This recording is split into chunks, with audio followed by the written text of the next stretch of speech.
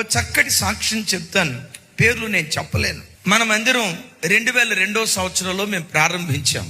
ఓ కుటుంబం అన్ని కుటుంబం నుంచి రక్షించబడ్డారు. ఆయన కాలు భయంకరమైన స్థితిలో ఉంటే ఎన్నో హాస్పిటల్కి తీసుకెళ్లారు, తగ్గల, అప్పులు పాలైపోయారు. మందిరానికి తీసుకొచ్చారు.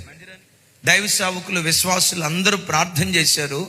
సంఘ ప్రార్థన మూలంగా ఆయన కాలును పరిపూర్ణంగా దేవుడు బాగు చేశాడు. వాళ్ళు ఆర్థికంగా ఇబ్బంది పడుతున్నారని తెలుసుకున్న రోజుల్లో నేను దైవ సేవకురాలు క్యారీ బ్యాగ్, ఆ క్యారీ బ్యాగ్ లో ఉప్పు, పప్పు, నూనె, చింతపండు, బియ్యం, ఆ దినసరి సరుకులు ఉంటాయే, ఆ సరుకులు బ్యాగులో పట్టుకొని ఒక చేత్తో పాస్టమ్ గారు, ఇంకో చేత్తో నేను పట్టుకొని మోసుకుంటూ వెళ్ళాను. క్రిస్మస్ వస్తుంటే పాపం వీళ్ళు కట్టుకోవటానికి బట్టలు ఉన్నాయో లేవోనని, మాకు బట్టలు ఉన్నాయో లేవో మాకు మేము ఆలోచించే వాళ్ళం కాదు. ఆ బిడ్డలు చూసి, అన్నా మా తల్లిదండ్రుల తర్వాత మా పట్ల భూమి మీద ఎంత ప్రేమ పంచిన వాళ్ళు ఎవరైనా ఉన్నారంటే అది మీరేనన్నా. సంఘం అంటే ఇదిగో దశంభాగాలు ఇవ్వండి, కానుకలు ఇవ్వండి అని గతంలో నేను విన్నాను, కానీ సంఘం ప్రజలకు పెడతాదన్న సంగతి మాకు తెలియదన్నా. సేవకులు పేద బిడ్డలకి ఇలా సహాయం చేస్తారన్న సంగతి మాకు తెలియదన్నా.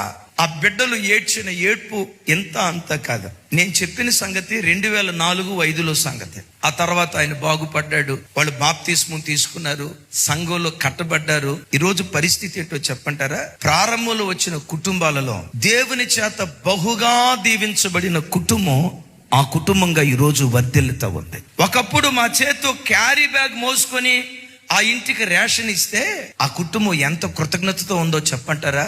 అదే కుటుంబం క్యారీ బ్యాగ్ లో డబ్బులు మోసుకొని మందిరాన్ని కానుకగా ఇస్తారు ఈరోజు ఆ బిడ్డలు.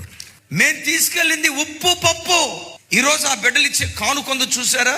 క్యారీ బ్యాగ్ లో డబ్బులు మోసుకొని తీసుకొని వస్తా ఉంటే ఎందుకన్నా ఇలా అంటే వాళ్ళు ఏమంటారో తెలుసా? అన్నా, మా కష్ట స్థితిలో మీరు అక్క మమ్మల్ని ఆదుకున్నారే, మేమేమి లక్షలు ఇవ్వాలా, కోట్లు ఇవ్వాలా, ఇవ్వటానికి ఆ రోజుల్లో మన దగ్గర లేవు. ఆ ఇచ్చిన చిన్న సహాయాన్ని గుర్తు పెట్టుకొని ఈరోజు సంఘంలో పచ్చని ఒలీవ మొక్కల్లాగా వాళ్ళు వర్ధిల్లుతున్నారు. అమ్మా, నా చేతులెత్తి దండం పెట్టి చెప్తున్నా, కృతజ్ఞత ఎక్కడుంటుందో పరలోకపు ఆశీర్వాదపు తాళపు చెవి కృతజ్ఞత బుద్ధి. ఆ కృతజ్ఞత బుద్ధి అనే తాళపు చెవి నీ దగ్గర ఉందా?